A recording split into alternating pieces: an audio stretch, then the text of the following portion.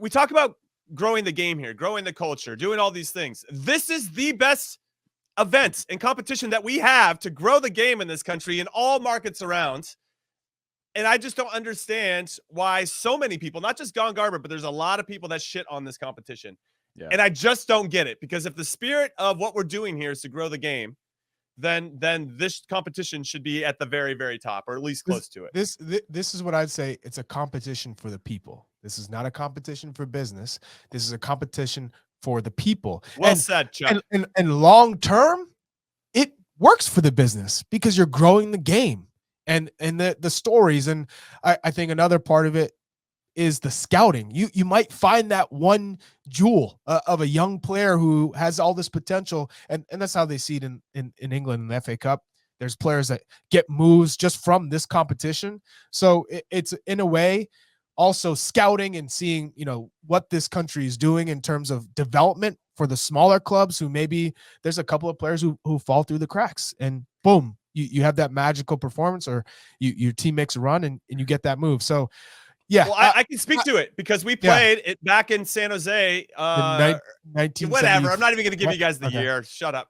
So, but we played against Dwayne De Rosario when he was at Richmond, and we played him in the Open Cup, and we were like, the whole team was like, that guy is special. We beat them, but we saw enough of Dwayne to think, how do we get that guy on our team? And sure enough, he signed for us. Oh, that's how it happened? That's how it happened. We saw him in the Open Cup. That's how we saw Dwayne De Rosario. And the guy was next level. And we signed him. He was a spot starter for us the following year, but he ended up scoring the game-winning goal in MLS Cup final, and he went on to have an incredible career. But that was where we identified him. So to your point, Chuck, that really does happen, and I have real-life evidence of that. But Heath, your thoughts on this? Yeah, it's a tough one, right? I think if you go back to where it stands right now, I believe it's probably being given away in terms of its broadcast, right?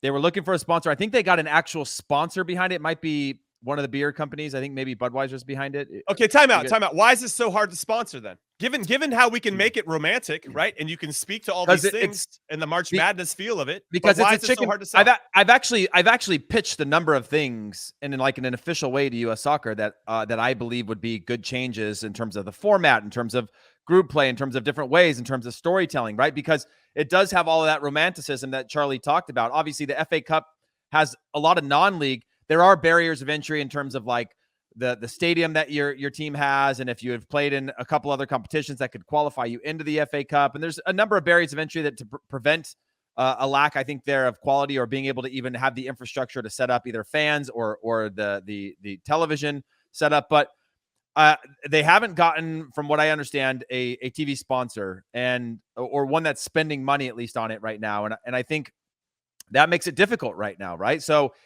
because you can't go into these communities and create the storytelling elements or do the game a little bit differently. We saw, what was it, ESPN last year sort of had their whip around show in the final rounds of the Open Cup, which is cool. The stories are at the local and community level, right? Until it goes upwards. And if you're Major League Soccer, you're like, well, we benefit in growing the game, but we don't benefit in all of these other things necessarily that are leading up to us. I think soccer as a whole grows and benefits, but they haven't. I think they do have an actual title sponsor. I believe it's Budweiser. I could be wrong on that. When Turner did the deal, I think it was believed that Turner had the Open Cup. I think they opted out of that Open Cup coverage with their new multi-year deal that they had signed, or Turner HBO, whatever the actual parent company is now. And it left U.S. Soccer in a tough spot to go and figure out how to do that. Now, we know the final rounds are exciting, right? Because, you put the teams on it. We saw Sacramento Republic and the excitement around that. We see MLS teams obviously fielding their best teams as you get down to the end. We're now seeing a busier schedule than ever in terms of CONCACAF Champions League, Leagues Cup, and all these things. So U.S. Open Cup purposely put it into windows that weren't during international breaks, which I think it may have previously been, to make sure that the teams have access to their best players in rounds. I remember playing in cup competitions. Again, we talked about this a little bit, where it was really exciting to go to these small villages and places when I was in Europe that it was a big, I'm talking about little villages, right? Where it was literally rails around the field. I was like, what U.S. city are you calling a village right now? But, okay. But like, there's a lot, right? If you go into Monterey Bay, is a small place.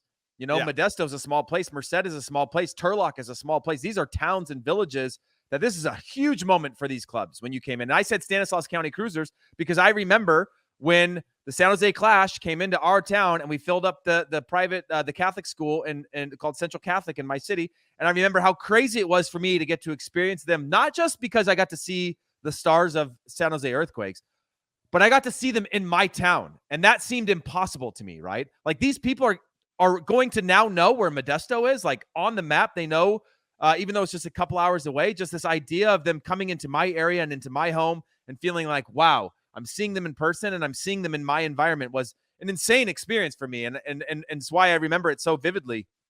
And so there's a lot of things to it that need to benefit.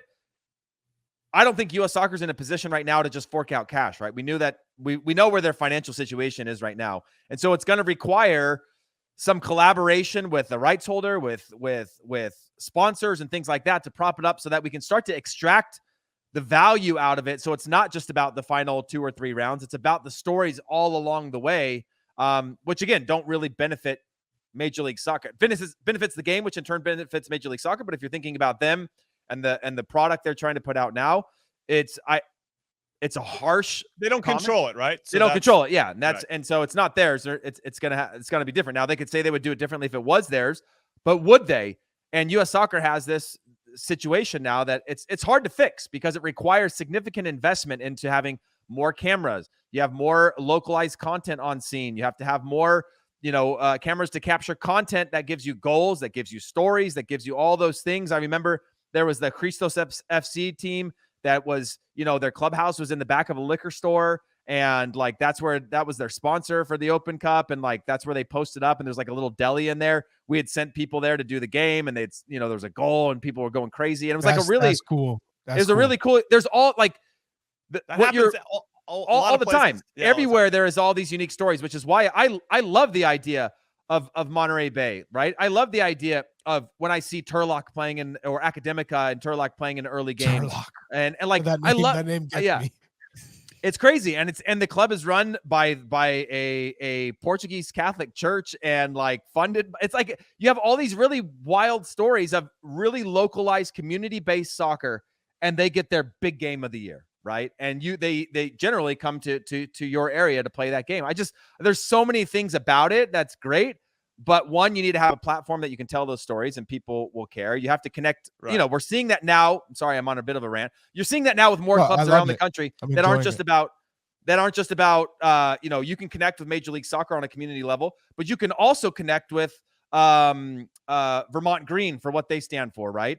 You can connect with Oakland Roots. You can connect with what's the Forward Madison, Glens, baby. San Francisco Glens. You can have your own thing that is on a local level. It's community based that still resonates for what they stand for or what they believe in or something cool about them. That there was this thing about the Oakland Roots that were like wear a T-shirt or wear a clothing company that has a soccer team as like an ethos, right? And I think that's just cool and different and gives people a reason to be like, well, I would support them, or I'll support this club, or I'll support, this team or this community because of what they stand for, what they're pushing. And that doesn't mean it has to be non-MLS. It's just that these unique storylines, I think, make this thing really, really cool. But it requires some commitment beyond just U.S. soccer or Major League Soccer. It requires substantial investment into either changing it, iterating on it, or investing in it so that we can all benefit from the things that we know little snippets about, because there's 1,000 untold stories.